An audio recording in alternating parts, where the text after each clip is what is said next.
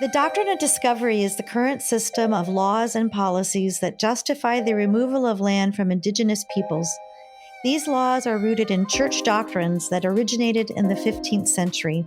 Together, we will uncover this deep structure of colonization that systematically deprives Indigenous peoples of human rights. I'm Sherry Hostetler, and I helped start a coalition of Anabaptist people of faith that seek to dismantle the doctrine of discovery. I'm also a Mennonite pastor in San Francisco. And I'm Sarah Augustine, and I also helped start this coalition. As an activist and scholar, I'm the descendant of the Tewa people and a displaced person. This is the Dismantling the Doctrine of Discovery podcast. Support from this podcast comes from Bethany Theological Seminary in Richmond, Indiana. Bethany offers in-person and distance learning options and generous financial aid so that students can answer a call to ministry and service without taking on additional debt. Students choose from a variety of graduate certificates and degrees, including the brand new Master of Arts in Spiritual and Social Transformation, combining faith formation with professional growth. Learn more at bethany.edu/MASST. Leora Tadgerson is a proud dual citizen of the Gnoozhikaaning, Bay Mills, and the Wiikwemkong First Nations. She serves as Director of Reparations and Justice with the Episcopal Diocese of Northern Michigan. Leora's role is focusing on truth-telling, racial equity through restorative justice, reconciliation research from the Native American boarding school era, and place-based community work, bridge building as a tribal liaison. Her research involves the Michigan-based Indian boarding school experience and the Episcopal-run schools, where she serves as chair for the MW062 Executive Council Committee for Indigenous Boarding Schools and Advocacy. Through Leora's research, she hopes to aid in the healing of Native hearts. In her spare time, she can be found with her partner, Ty, and 4 boys, Quinn, Shiloh, Evan, and Jack. Welcome, Leora. Okay, so Leora, why don't you tell us a little bit about your work in North Michigan? So I currently serve as the Director of Reparations and Justice here at the Episcopal Diocese of Northern Michigan. And this position is completely new. We developed it in response to needed bridge building with our Native and non-Native entities, right? Especially our denominational folks. We needed bridge building because there's this huge lack of understanding of both the Native American experience and the understanding of, from a denominational lens, of what those Native people are going through. There needs that translation process. So for my role, I see it in 2 different ways. I see it heavily as a research role, to be able to dive into those old historical documents, sometimes ones that have never been digitized before, but heavily digitized documents for now, to understand what specifically the state of Michigan, those Native people that live here, what they've gone through, right? What schools they had to go to, or what missions they had to be a part of to just survive. And then with all that information, the second part of my role is to unpack that with folks across these different congregations that make up the diocese. So different congregation visits, we host different trainings or initiatives or any kind of gatherings to unpack that information so that the people within these pews are able to become more culturally competent, so that way we can do actual, authentic truth-telling and reconciliation research initiatives. I'm not going to say reconciliation because that's a little ways off, right? But reconciliation research, we can do that. So, Leora, when you say cultural competence, I wonder if you could give us an example. It's hard to say, gosh, what that means, but just if you could give us an example of what that might look like. That's a great question, Sarah. For the work cultural competency for this specific type of work, I like to be able to sit and visit with these folks and give them the basic 101, right? The teacher, who, what, when, where, how. I like for folks to see us as Native people as their neighbors, not as just Indians that they don't know, right? We need to demystify all of our tribal nations, our tribal people, and get them to see us as their neighbors. And so we start really basic of who are the tribal people, who are the sovereign nations that live closest to them? When did their tribes become quote unquote recognized? And even questions like, what is tribal recognition? Are they federally recognized? Are they state recognized? Why do we even need this recognition, right? So I like them to not only understand tribal people for who they are, their identity pieces, but also to get these people to be critical thinkers, right? Of what is Indigenous identity?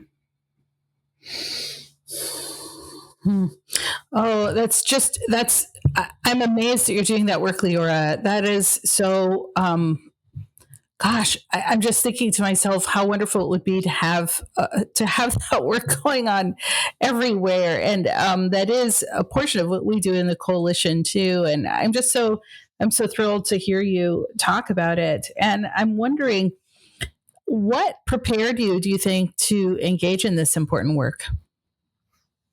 I think it would be spending so much time with these amazing mentors that I got to have as colleagues. I worked for years at the Center for Native American Studies over at Northern Michigan University. So I was immersed in these just amazing activists and educators. And they had all of these fantastic, intricate classes, right, that just outlined so much about indigeneity. And it was an awesome time in my life. I learned so much from folks from all over the place.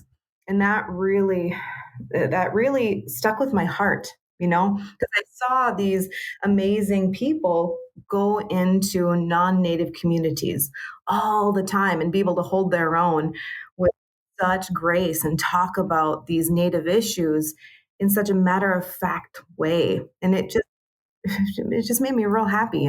I saw them working with all ages, all communities, and just always bringing folks in a really good way. And that did me good. And when I saw the Episcopal Diocese getting involved in some really great social justice action locally, oh man, that's when I realized I want to get more involved with them. So we started collaborating together over issues like Native mascots within the schools, right? And they threw down. I mean, they were in it for a long time, and they helped, and they didn't stand in the spotlight, right? It was huge. They authentically helped us and stood by our side until we were able to get a local racist mascot changed within a school system that they were fighting for decades, So it was really cool how this position kind of came to be. Yeah, and that work that they did with you demonstrated to you that it was possible to collaborate in this way, because what I heard you say is that they didn't stand in the spotlight. Mm-hmm. Yes, that's exactly right. Well, Leora, I'm wondering if you can tell us about your work specifically with the Boarding School Commission, which I know is a big part of what you're doing also. Yeah, definitely. So there's two groups right now working with the Episcopal Church. One is a committee and one is a commission, but we're working as one big old dream team, which is fantastic because the more support, the more structural support that we have from the Episcopal Church, the better. And my role, I'm serving as chair right now for the MW062 crew. And what my calling really for that is to keep that synergy within the team, right? Keep us going and to make an outline, really, to help make an outline with all of our relatives on that in that group to make sure that we're fulfilling the task items we had met yesterday with with Winter Talk, and we had talked about the importance of structure, because this work is so hard on the heart, not just from 9 to 5, but man, middle of the night, right? First thing in the morning, all throughout the day, this wears on your heart. It fatigues your heart and your mind. And so you really need a strong group to be able to keep going, to keep that pace, and to inspire everyone, right? And so my role in that is to be a caretaker, really. Like, they call it a chair position, but it's a caretaker. You need to be able to take care of your relatives when you're doing this work, but also you need to be able to have that structure. So we need to see exactly what are our task items that we're going to use going forward, so that we can actually have authentic systemic change within the church. How do we have the church do the right thing for all of these past harms? And so, just for our listeners, Winter Talk is an annual event in the Episcopal Church and many other denominations too, when the church reflects on the work done in the context of Native America or among Indigenous people. So that's what Leora was talking about, the Winter Talk meeting that occurred yesterday. And so, Leora, why do you think that this work with the boarding school commission and committee is so important to the nation? Why is the work important to the nation, and why is the role of the Episcopal Church in particular important? Oh, I love that question, Sarah.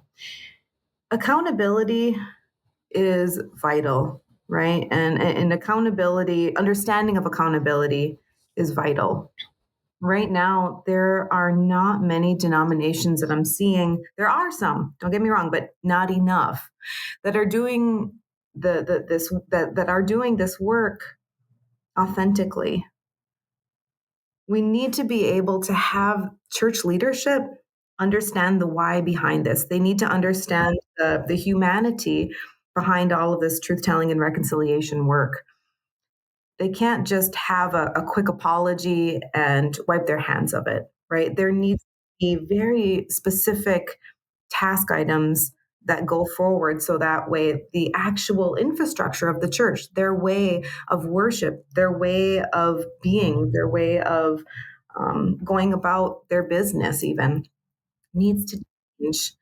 But before they do any of that change, they need to understand that full story. And the Episcopal Church had a very, very strong hold in the creation of the boarding school systems, right? They, from very early on, from the very beginning, they had some very wealthy folks that helped to not only fund, but structure the boarding school systems. And we're learning a lot about that right now with some of our folks hired on. So I know that the commission did a pilot study in 3 different Episcopal dioceses. I'm curious about what you found during that study. Yeah, that's a great question. So we're not able to fully unpack some of those findings, right? Because we really want to honor tribal data sovereignty. And before we dive into any of the records and see what those hold, we need to be in community with those specific tribes that those records impact. And that's part of the work too, is even developing, what does tribal data sovereignty mean from a church perspective? We have to be able to create protocol, or we're no better than the folks who came before us. You know, we need to really lean in and listen to what tribal people want. We can't assume that we can do this job without understanding what their needs are. And it's so different from community to community. Even in my area, we have 2 reservations right next door to one another, right? Sault Ste. Marie and Bay Mills, they're right next door to each other, but they have dramatically different needs when it comes to a variety of things.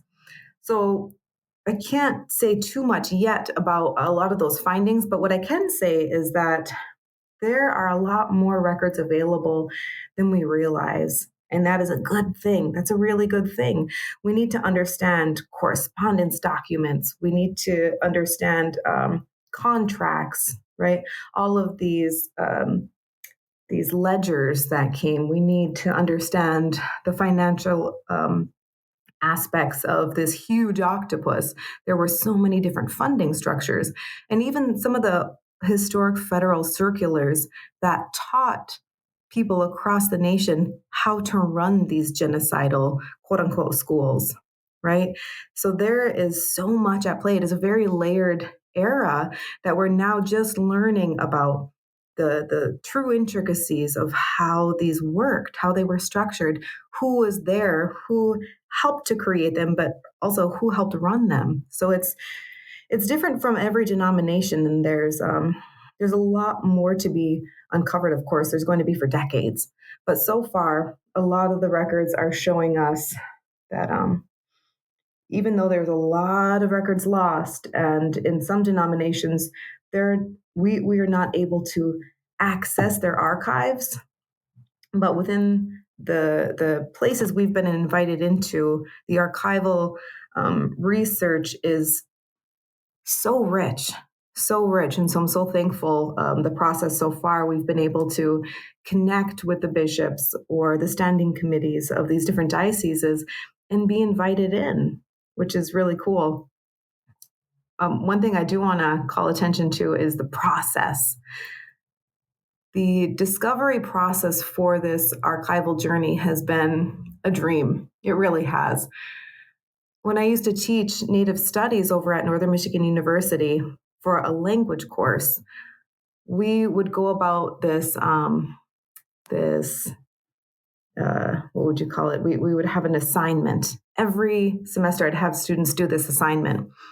And what it was about language revitalization and cultural revitalization, and what their task would be as a student. And it was totally hypothetical. It never got played out in real time, but they would have to write a letter to either a bishop or a church, or find out who they even should be writing to, and request access to archival pieces.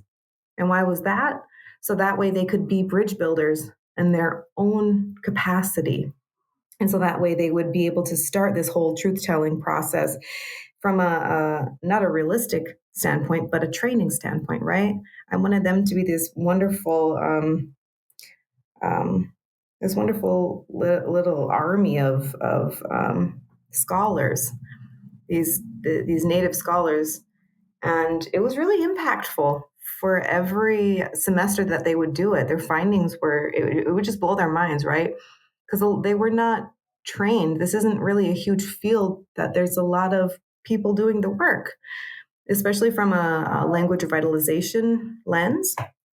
And so now a whole 180 turns, and I'm doing this type of work not from a Native perspective, from a Native community to churches, but from a church perspective to both Native people and the wider church. So it's pretty wild, right? It's pretty wild. And for the archival process, we started by issuing letters through the House of Bishops and sending them to every Episcopal bishop, inviting them into the work. We would explain what the work was for both committees, the commission and the committee, and tell them our intentions of what we would like to do, how we would like to help, and really let them know that we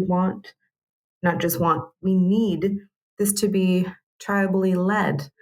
So from the very beginning, we tried to get different dioceses to begin the work with us.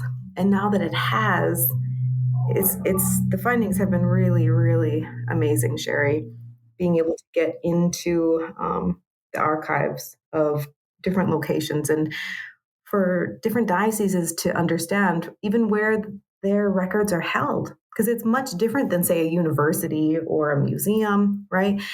They're not necessarily on the grounds of the church all the time, and the dioceses don't always hold those physically. Sometimes, a lot of the time, they're within a university, or even they could be within another state. So the whole archival discovery phase is really fascinating.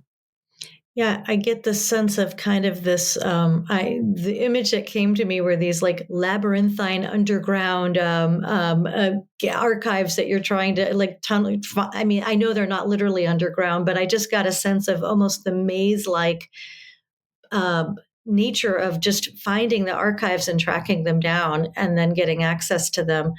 Have you been? Do you feel like you've gotten good response from the diocese when you've sent out this communication initiating this process? Did you feel satisfied with that response? So far, yeah, it's been overwhelmingly good. It's like I said, it's a dream. I would never imagine, like even 5 years ago, holy cow, I would never imagine the so many different entities wanting to get involved with the work, right? Because a lot of the time for denominations, it's like a mandatory thing, right? Especially when the first wave of investigative report pieces started coming out across the nation with the Department of Interior. I mean, folks were freaked out in the denominations, right? They were nervous because of this whole accountability aspect. Again, they were nervous about getting in trouble somehow, right? A myriad of trouble. But the Episcopal Church, man, I was impressed from so many different dioceses. They've connected with us and say, we would love to start this process. What do we do? And so far we've had our wonderful consultant. Her name is Dr. Veronica Passfield, and she's also a Bay Mills member and a NAGPRA officer. She has been able to connect online with different dioceses and just bring them into this process in a really humble way. She'll explain our intentions again. She'll explain how they can get involved and who should be on their team for accountability aspects, who should be on their team for bridge building with the tribes, and even talking to their staff about how do you even get in consultation with tribes, or what does that word tribal consultation mean from a church perspective, right? So there's so much that goes into beginning that process of archival discovery. And Sherry, we've had a really, really high amount of folks that have gotten a hold of us from the church perspective that says, yes, we would love to start this process. The second portion is from the tribal lens. We've had less tribal entities connect with us, tribal nations connect with us and say, all right, let's do this, right? We have had some, which is really good, but I think it should be expected, and I honor them in that, because why should they not only connect with the church, but why should they believe the Episcopal Church right off the bat, right? So we have a process to show them. We need to prove to them that we're being truthful, that we're doing this in a good way and not for a self-serving way. And that's what we really need to show, is that we're avoiding performativism, and we're asking the tribes, what is it that you need from us, right? You take the lead and we will help serve at whatever capacity you need us to.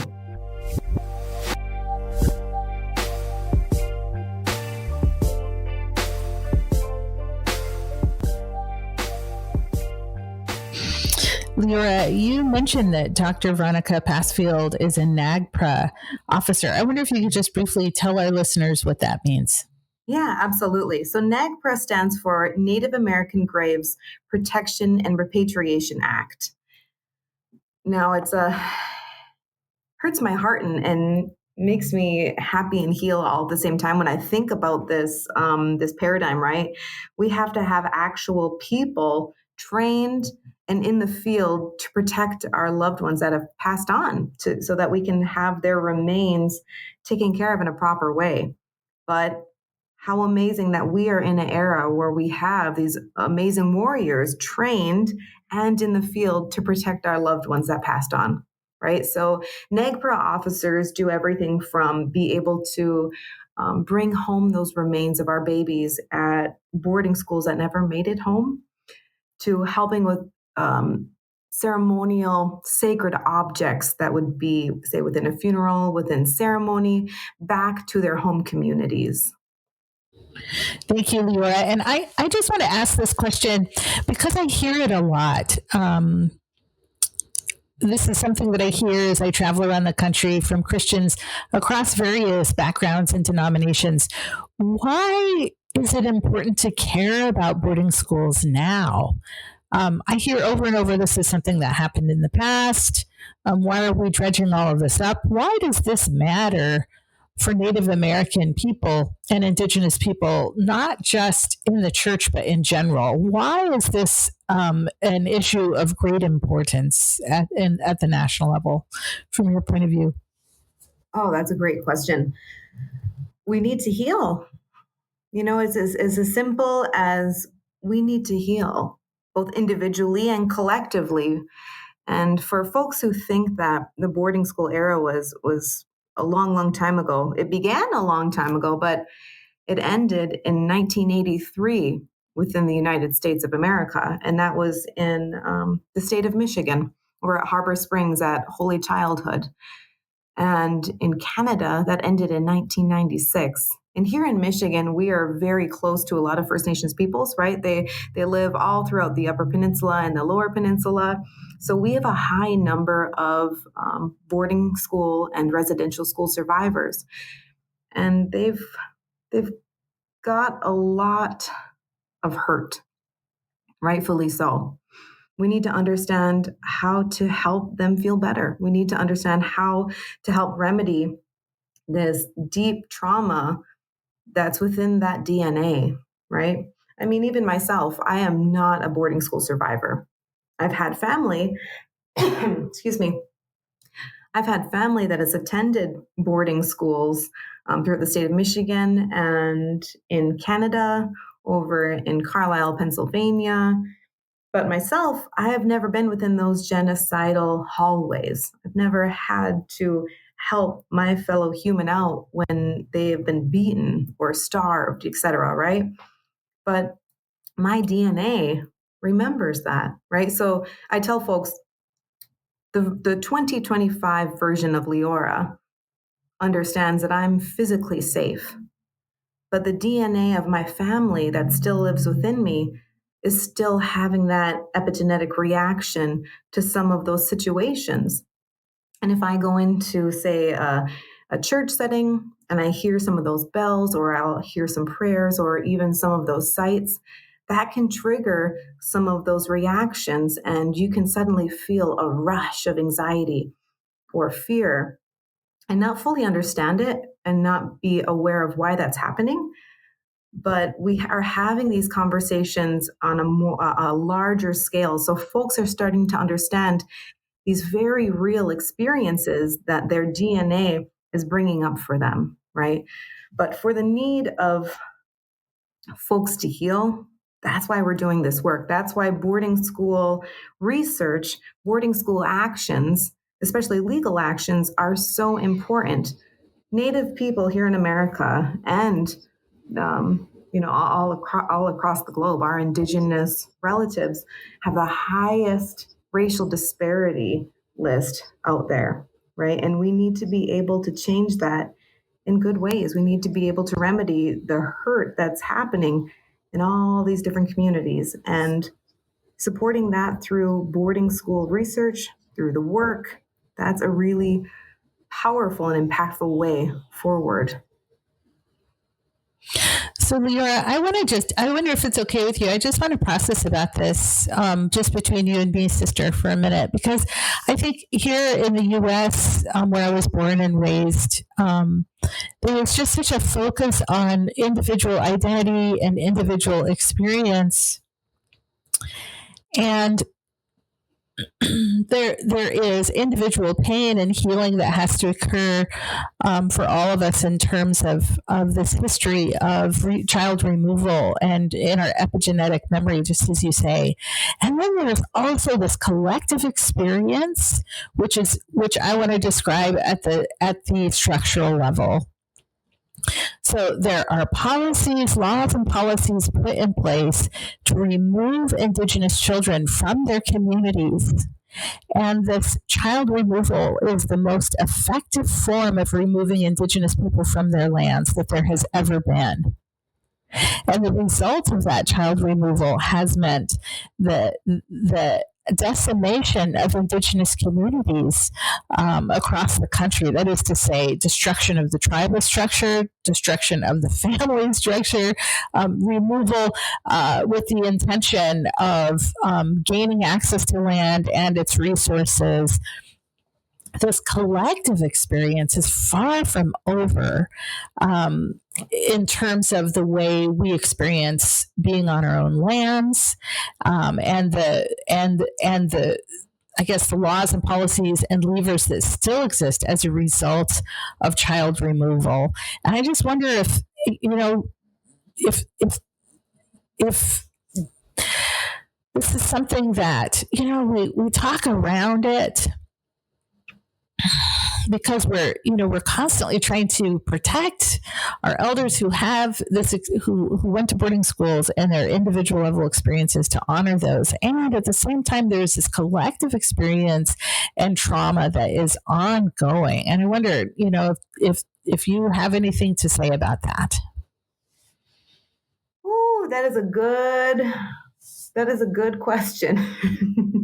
Can you even sum that up? Because that's a very broad sweep in a good way. But can you put that into ask in a new way? You bet. I'm not really even asking. I'm just sort of pontificating and then saying, yeah, do you have thoughts about this?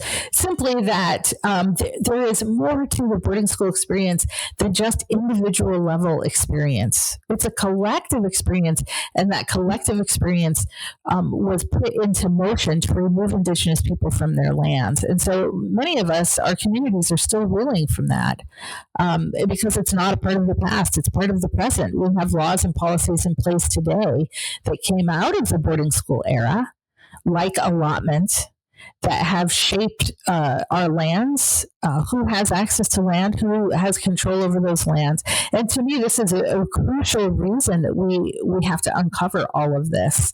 So I was just asking if, for your comments on that. Oh my gosh, I feel like my mind goes all over the place with this. They've done, in the words of one of my good friends and mentors, Dr. April Lindala from the Center for Native American Studies, they did a thorough job on us, right? Not just in the boarding schools, but within the assimilation efforts in total. They did a very thorough, good job on us. We have to think about our tribal sovereignty. Some of us aren't even able to access that, right? Because of these weapons of assimilation, one being blood quantum. That is such a strong tool that they use from the get-go, right in the very beginning. You can look at some of those old historic documents and they will have blood quantum on there, right? Full blood, half blood, quarter blood.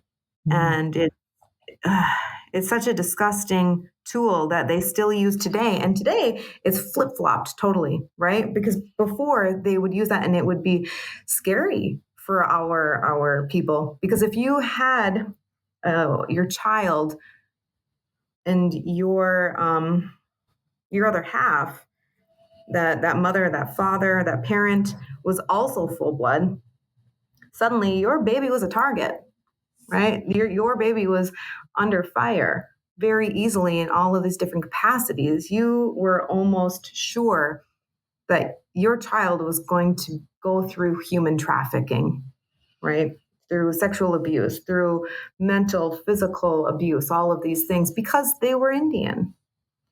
And today, when we use blood quantum, it's become this grotesque thing into who's the most Indian, right? And that's a terrible thing that we have to deal with too, and all the lateral violence that goes about with it. But because of blood quantum, especially from the boarding school era, a lot of relatives, I wouldn't say all of our relatives, but a lot of relatives, there's this, they don't have access to either their homelands. They don't have access to their treaty rights.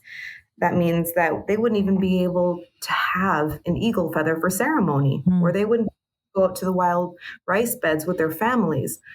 And displacement, that's a huge aspect of it too. So many of our relatives are dealing with displacement. They don't even have access to Mother Earth, where their people have that blood memory, right? And with some of our relatives, that land has been obliterated.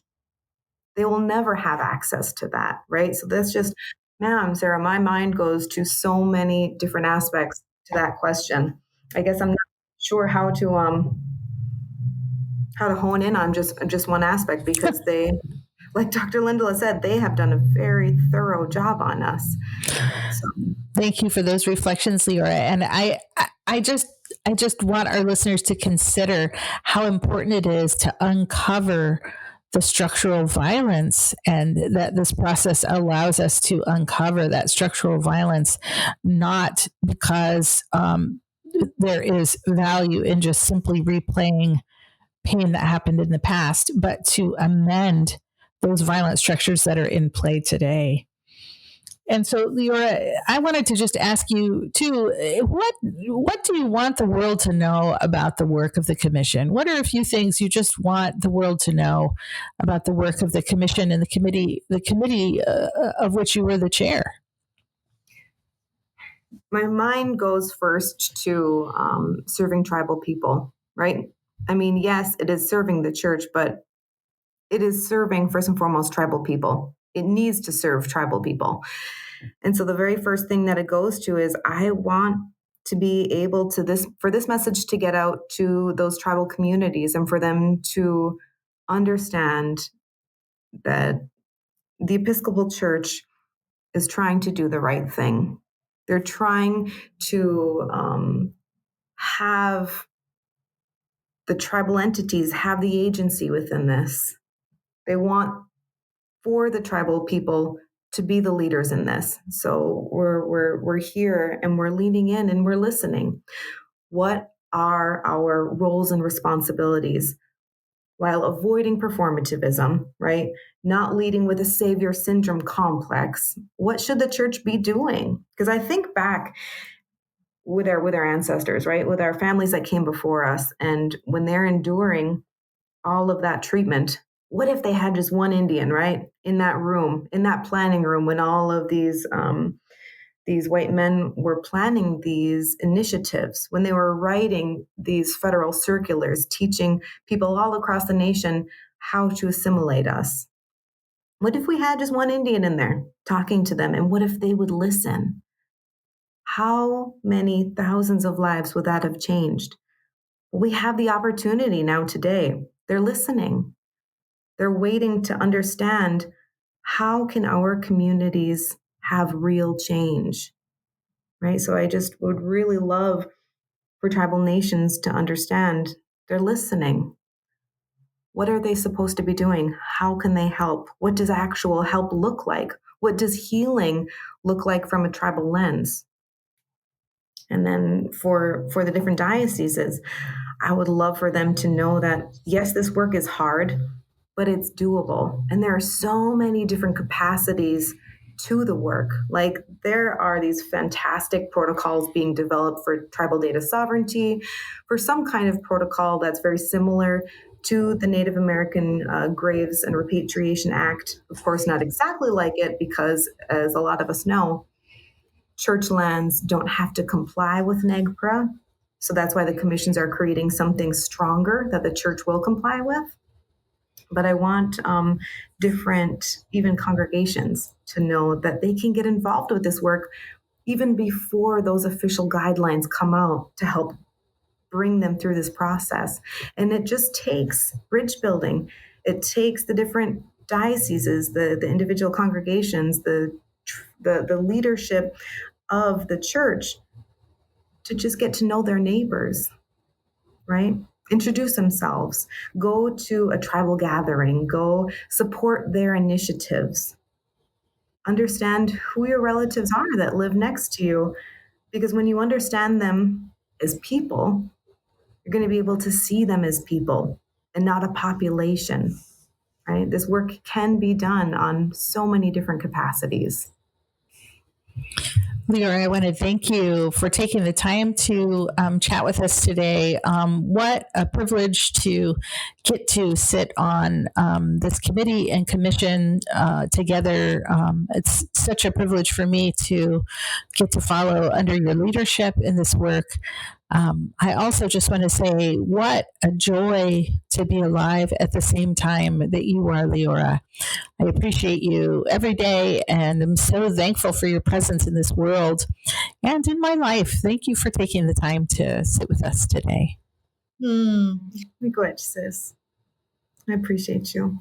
Leora, the boarding school history is so hard and horrible, and it's still ongoing. And yet, what you have said today has brought me hope, and hope for healing eventually.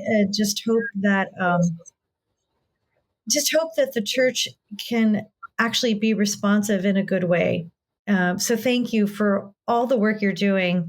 I know it's can be hard on your heart, and I hope that you feel the anointing of the Spirit upon you as you're doing it, because I certainly heard that anointing as you were speaking. Thank you so much. And thank you both for having the time today to lean in and talk about these issues. I appreciate you both. This podcast is hosted by us, co-produced by the Coalition to Dismantle the Doctrine of Discovery and Anabaptist World. The opinions expressed here are ours, however, and do not reflect official positions of Anabaptist World. For more information, go to anabaptistworld.org and dismantlediscovery.org. Our theme music is by Micah Peplow and Shannon Kaler. Thank you.